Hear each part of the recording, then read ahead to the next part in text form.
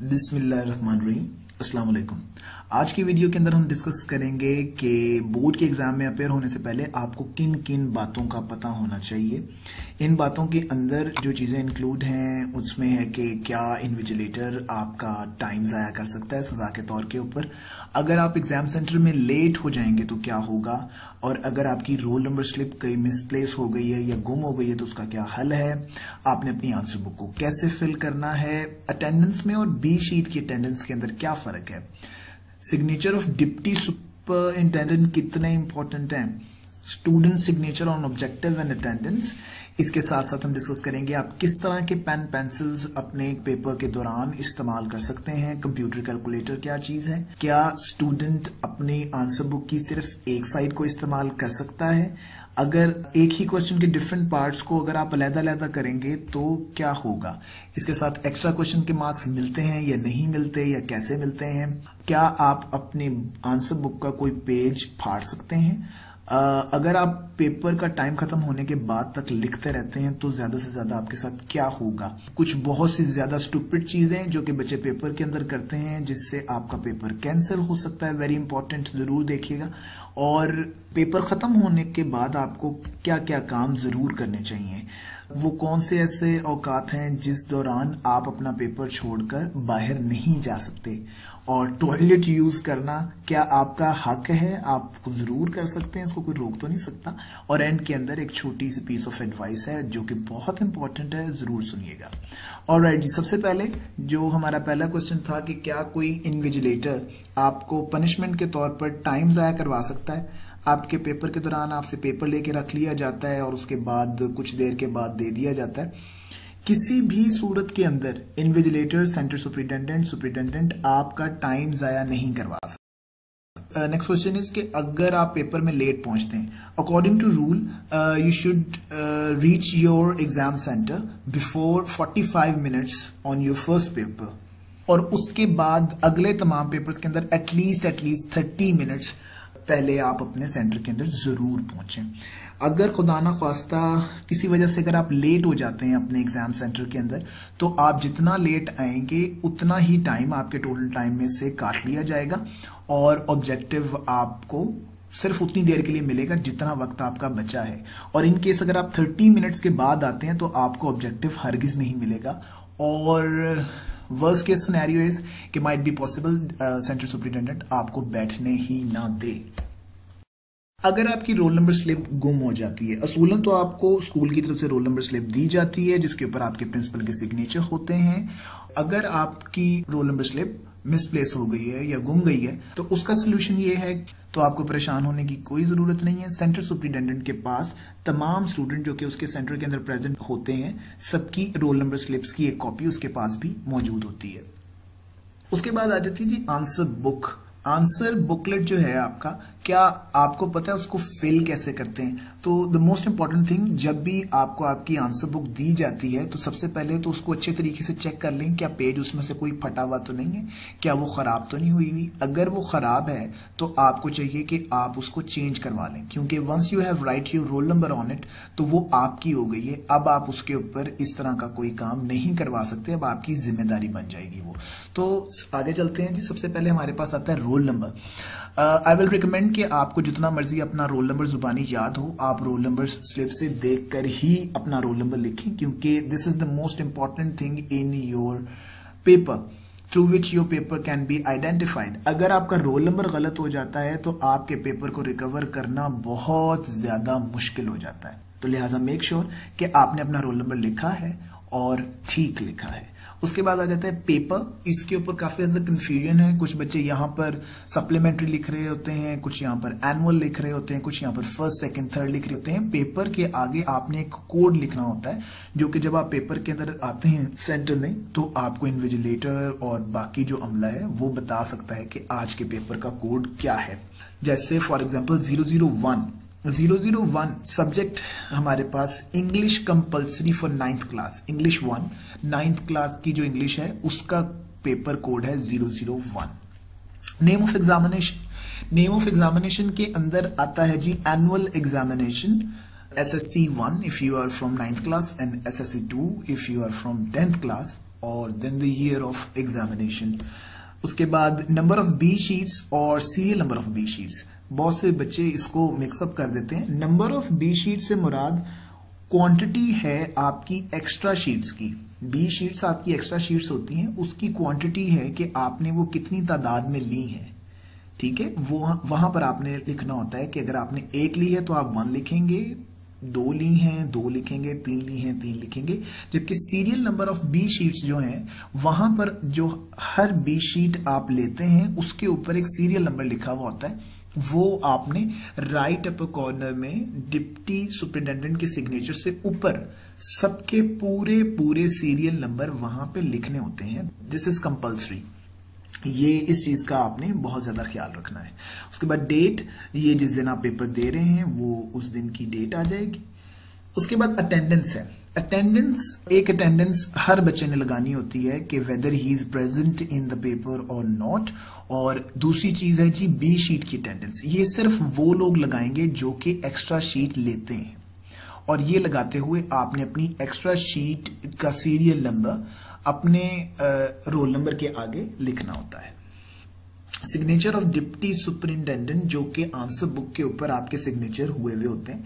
अगर नहीं हुए हुए तो वहां पर मौजूद इन्विजिलेटर को, डिप्टी को और सेंटर सुपरिटेंडेंट को कहकर लाजमी तौर पर सिग्नेचर करवा लें, अदरवाइज आपकी आंसर बुक एक्सेप्टेबल नहीं है। स्टूडेंट सिग्नेचर आपके पेपर के दौरान आपने ऑब्जेक्टिव पे करने होते हैं और अटेंडेंस पे करने होते हैं। तो आई विल रिकमेंड कि आप सिग्नेचर्स ना करें, आप अपना फर्स्ट नेम लिख दें, as you are not allowed to write your full name anywhere in the whole paper. तो अगर आप अपना फर्स्ट नेम लिख देते हैं उससे काफी ज्यादा आसानी हो जाती है इन केस कि अगर आपका रोल नंबर मिस हो गया या कोई भी चीज अगर आपकी दरमियान में स्किप हो गई है, मिसप्लेस हो गई है, तो खाली नाम लिखने की वजह से वो चीजें रिकवरेबल आसानी से होती हैं। अदरवाइज आपका सिग्नेचर जो है most of the time readable भी नहीं होता। ऑलराइट जी, आप किस तरह का पेंसिल अपने पेपर के दौरान इस्तेमाल कर सकते हैं? आप ब्लैक इंक फाउंटेन पेन इस्तेमाल कर सकते हैं और ब्लू और ब्लैक दोनों किस्म के बॉल पॉइंट इस्तेमाल कर सकते हैं। पेंसिल आप सिर्फ और सिर्फ डायग्राम बनाने के लिए इस्तेमाल कर सकते हैं। कंप्यूटर कैलकुलेटर, आपने computer calculator, I don't know कि आपने पहले ये चीज सुनी हुई है कि नहीं सुनी हुई। You are only allowed to use simple calculator और scientific calculators in your paper, और ऐसे कैलकुलेटर्स जिनको नोटबुक भी कहा जाता है और उससे हायर कैटेगरीज के अंदर जो आते हैं जिसके अंदर आप खुद से लिख सकते हैं और क्वेश्चंस वगैरह सेव कर सकते हैं, जिनकी अपनी मेमोरी होती है, स्क्रीन बड़ी होती है। You are not allowed to use और even bring such electronic devices in the exam centre. कुछ स्टूडेंट्स को ये देखा गया है कि वो पेपर की एक साइड के ऊपर आंसर्स लिख रहे होते हैं और एक साइड को छोड़ रहे होते हैं। ये आपके लिए अलाउ नहीं है। इस तरह की गलती प्लीज मत करें कि आपकी प्रेजेंटेशन ज्यादा अच्छी लगे या व्हाटसोएवर द रीजन इज, पर बराए मेहरबानी इसको अवॉइड करें। आपको अलाउ नहीं है कि आप एक साइड खाली इस्तेमाल करें। फिर उसके अलावा कुछ बच्चे ऐसा करते हैं कि जो क्वेश्चंस उनको ज्यादा आसान तरीके से आते हैं या ज्यादा बेहतर तरीके से आते हैं वो उनको पहले कर लेते हैं, और कुछ ऐसे पेपर्स होते हैं जिसके अंदर आपके पास पार्ट्स होते हैं क्वेश्चन के, लाइक क्वेश्चन 2 जो है उसका पार्ट ए बी है, लाइक फॉर एग्जांपल इससे ज्यादा भी हो सकते हैं, ABC हो सकते हैं। तो आपने क्वेश्चन नंबर 2 का ए कर लिया, फिर क्वेश्चन नंबर 3 का बी कर लिया, फिर क्वेश्चन नंबर 4 का ए कर लिया, फिर उसके बाद क्वेश्चन नंबर 2 का बी कर लिया। ये अलाउ नहीं है और you might lose marks on it. आप इसके ऊपर अपने नंबर भी कटवा सकते हैं। तो be very very very careful कि आप तमाम क्वेश्चंस को अलाइन तरीके के साथ ही करें, और क्वेश्चन नंबर लाजमी तौर पर मेंशन करें जो कि क्वेश्चन पेपर के ऊपर दिया हुआ है। उसके अंदर अपनी मर्जी से आप उनकी नंबरिंग नहीं कर सकते। क्वेश्चंस बेशक पूरे ना लिखें पर उनका स्टार्टिंग पार्ट कोई 2-3 लफ्ज जरूर लिखें ताकि कोई कंफ्यूजन ना हो। उसके बाद जी एक्स्ट्रा क्वेश्चन के मार्क्स आपको मिलते हैं कि नहीं मिलते।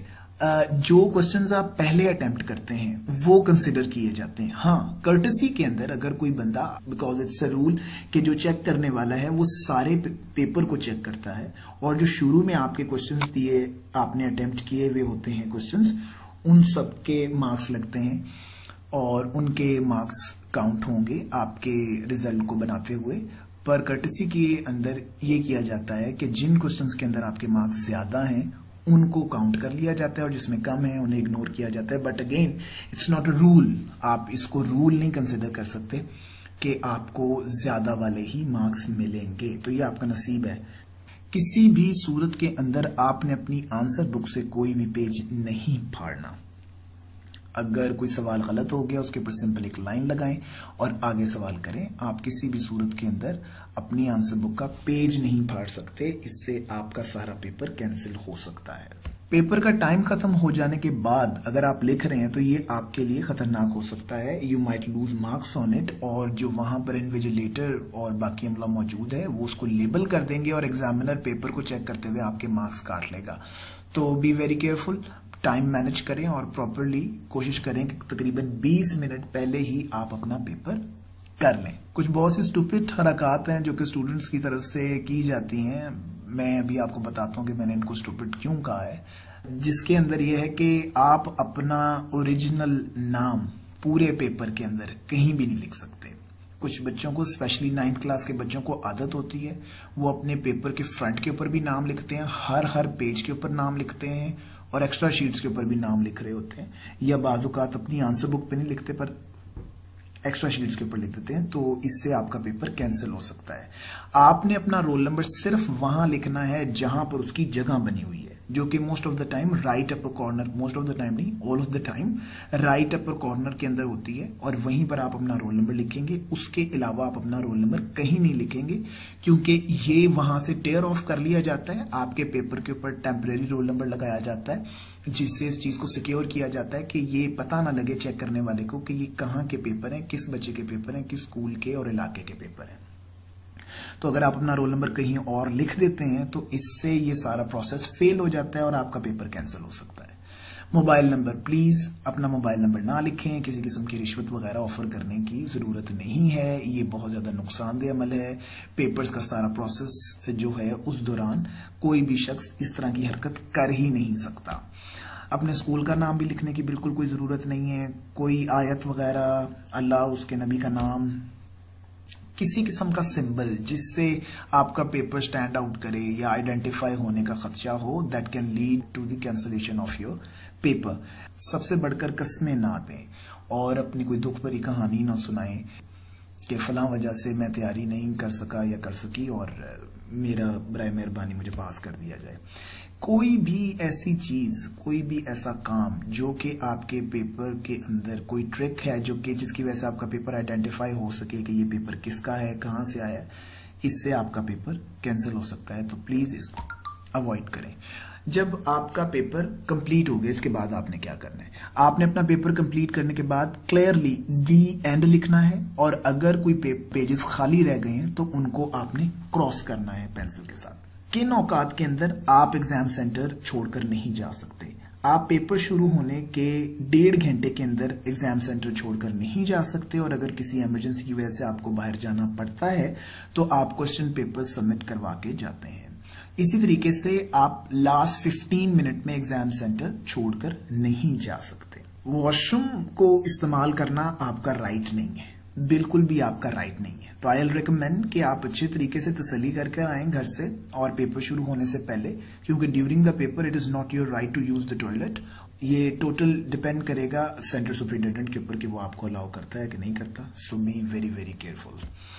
इसके बाद पीस ऑफ एडवाइस, बेटा बिल्कुल ओवर स्मार्ट होने की कोशिश ना करें, लो प्रोफाइल रखें, जितना ज्यादा हो सके। आपको प्रोमिनेंट होने की कोई जरूरत नहीं है, that will only give you difficulties in your papers. School uniform wear करें और सबसे पहले मेहनत करें, try your level best, work hard and then leave the rest to अल्लाह सुब्हानहू व तआला। अल्लाह आपका हामी और नासिर हो। आई होप कि आज आप लोगों ने काफी कुछ लर्न किया होगा। अगर इसके अलावा कोई मजीद क्वेश्चन है तो आप कमेंट सेक्शन में हमसे क्वेश्चन पूछ सकते हैं, और प्लीज इस वीडियो को लाइक करें, शेयर करें with your friends, students and teachers. Thank you.